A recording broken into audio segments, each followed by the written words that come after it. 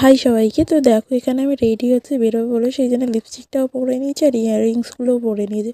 তো তারপর হলো আসল কাণ্ড, আমার পাটার কি অবস্থা তোমরা খালি দেখো। পাটা দেখে মনে হচ্ছে কোথা থেকে হাল করে এসেছি। পার্লারে যাবো, এখন আমার কাছে অত টাকা নেই।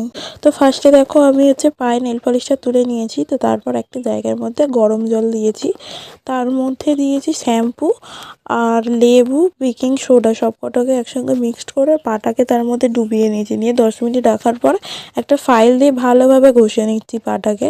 তো তারপর দেখো একটা টুথব্রাশের মধ্যে একটু শ্যাম্পু নিয়ে ভালোভাবে নখের মধ্যে ঘষে দিচ্ছি যাতে ময়লাগুলো বেরিয়ে যায়। তো তারপরে দেখো পাটা ধুয়ে নিয়েছি। ধুয়ে নেওয়ার পরে এর মধ্যে লেবুর মধ্যে একটু সোডা দিয়েছি। সোডাটা দিয়ে ভালো করে পায়ের মধ্যে ঘষে নিচ্ছি যাতে ট্যানটা রিমুভ হয়ে যায়। দেখো পায়ের মধ্যে ময়েশ্চারাইজারটা লাগিয়ে নিয়েছি। পাটা কত চকচক করছে। এবার তো ঘুরতে বেরোনো যাক। তো ততক্ষণে তোমরা লাইক, শেয়ার, কমেন্ট করে দাও, সাবস্ক্রাইবটাও করে